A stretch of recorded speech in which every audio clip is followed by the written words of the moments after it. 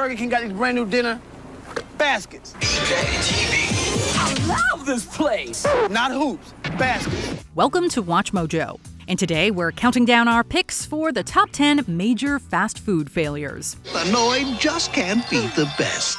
Domino's Pizza. Nobody delivers better. For this list, we're looking at some of the most disastrous fast food products or services that flopped massively, and exploring the reason for that crash. Which fast food restaurant is the best? Let us know below. Number 10. Satisfries. Burger King. When you think of the main food available at fast food places, fries will be at the top of that list alongside the humble burger. The company is doing its best to try and catch up with Wendy's and McDonald's. Things like the Satisfries, that new product that Burger King is billing as a low-calorie, more health-conscious French fry. Well, Burger King decided to reinvent the crispy potato with a pun called Satisfries. It was promoted as a healthy alternative to the standard option. However, the advertising wasn't great. Also, the Satisfries were not that healthy and more expensive, which meant the product didn't last long. BK says they've developed a new coating for this new crinkle-cut version that keeps less oil and fat from being absorbed in the frying process. But how much healthier can these fries really be?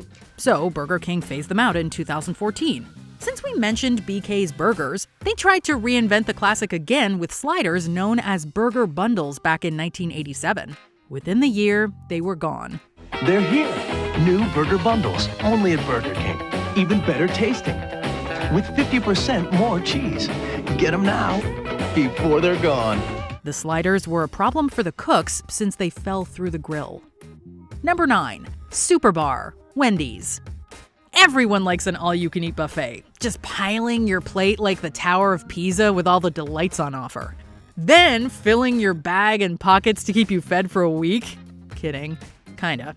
Anywho, Wendy's had a go in this department with the Super Bar. You've never seen nothing like Wendy's Super Bar. But it wasn't exactly on brand, like a section for Mexican food and a pasta-filled Italian area.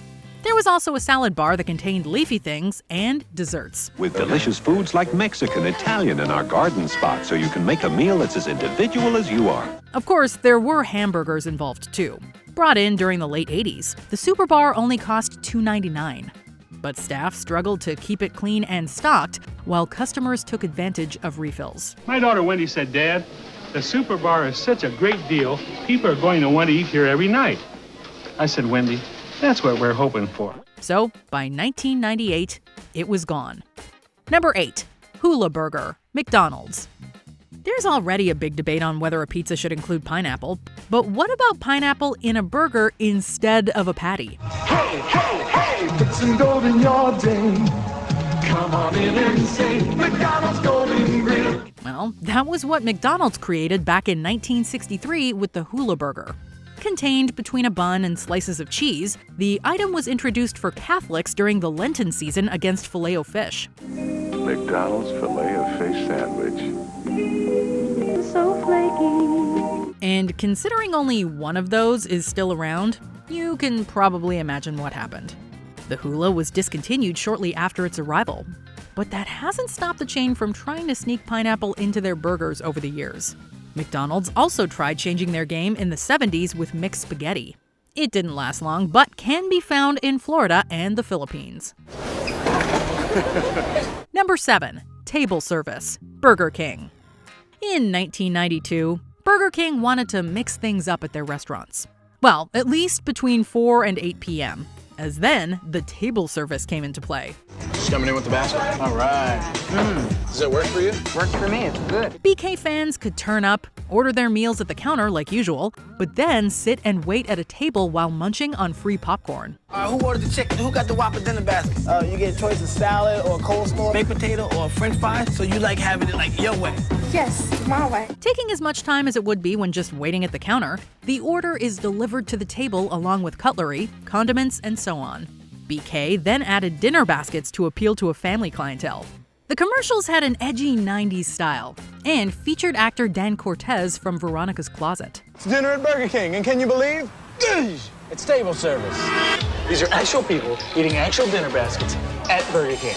But by 1994, the experiment was over and usual service returned. Number 6. Seafood salad, Taco Bell. With McDonald's Filet-O-Fish taking the fast food industry by storm, Taco Bell decided to jump into the ocean and offer the seafood salad in 1986. Introducing new seafood salad from Taco Bell. Fresh vegetables, tender bay shrimp, and a delicious blend of whitefish and snow crab. Advertised as a fresh product, it was essentially a large tortilla bowl that contained taco salad, shrimp, whitefish, and snow crab. But instead of hitting the sweet spot of the collective consciousness of consumers, the product ended up leaving consumers salty, as if something fishy was going on. Did you ever find a burger this adventurous? This tantalizing? This fresh? This tasty? Sorry for the sea puns. According to reports, there were many incidents of food poisoning from the new Taco Bell product. So the item was discontinued before more damage could be done to customers and Taco Bell's image. Seafood salad, cool and green, and all the good stuff in between. Number 5. Halloween Whopper, Burger King. Looking to get in on the spooky action, Burger King decided to create the Halloween Whopper in 2015. Hi, I'd like the most disgusting looking thing on your menu. Would that be the Halloween Whopper? Yes, sir. And just from its appearance, they nailed the theme with the black bun, while the burger itself was essentially the standard Whopper. Instead of using squid ink to get the mysterious color, BK decided that A1 steak sauce was the best choice. Try the all-new Halloween Whopper, dripping with A1 sauce, right now for a limited time. But it wasn't. Especially as it was suspected that they used a concentrated form. Consumers soon found that when they saw the burger again, if you catch our meaning, it was neon green. Yep, their poop was visibly more vibrant than before. How is it? I like it. Pretty tasty?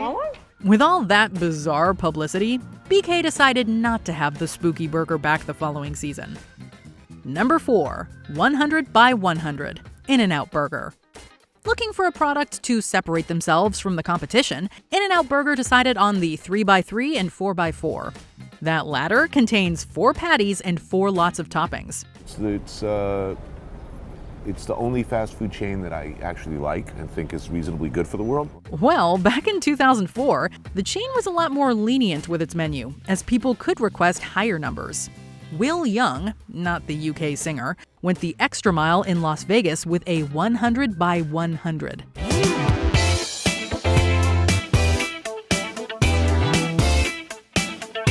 Yup, 100 patties with 100 toppings. It was a monster. The restaurant fulfilled the order, complete with a makeshift container. It took 8 people to get through the mammoth burger. Young was charged for a double-double with 98 extra patties, coming to $97.66. After this bonkers order, In-N-Out Burger restricted the biggest size to 4x4. You guys, it just feels so heavy. Number 3. Priazzo, Pizza Hut. Looking to boost sales, Pizza Hut decided to create the Priazzo line in 1985.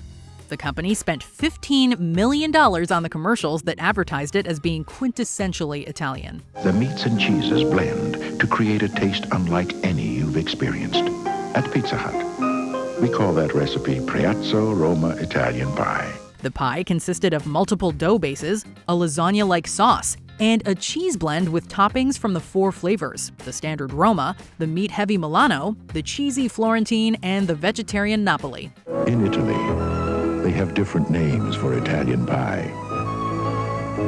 We call it Priazzo, baked fresh every day, only at Pizza Hut. It was essentially a mad scientist mix of a quiche, a deep dish pizza, and lasagna. After a strong start and seemingly a success, Pizza Hut quietly removed the product in the early 90s. The reasons are believed to have been due to the expensive equipment needed to make Priazzo, and the long cooking and prep time making it not worth it. They weren't baked by someone's grandmother, or even a famous chef. They were made by Pizza Hut. Number 2. The Noid, Domino's Pizza. In the 80s, the Noid was a thorn in the side of Domino's pizza commercials. Have you ever been frustrated because the Noid ruined your pizza? The Noid loves to ruin pizza. The unsettling rabbit-human hybrid tried his best to ruin the chain. But in real life, in 1989, Kenneth Lamar Noid took 2 Domino employees hostage as he believed the character was about him. After the hostages escaped, Noid was admitted to a mental health hospital. He sadly passed away in 1995. Shortly after, the character of the Noid vanished, only appearing years later in commercials. Call Domino's Pizza and avoid the Noid.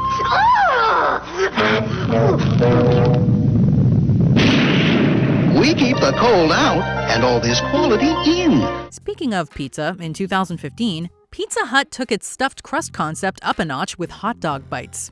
I'm a little speechless. In a good way or a bad way? Because I'm speechless because I'm kind of repulsed. And it wasn't great.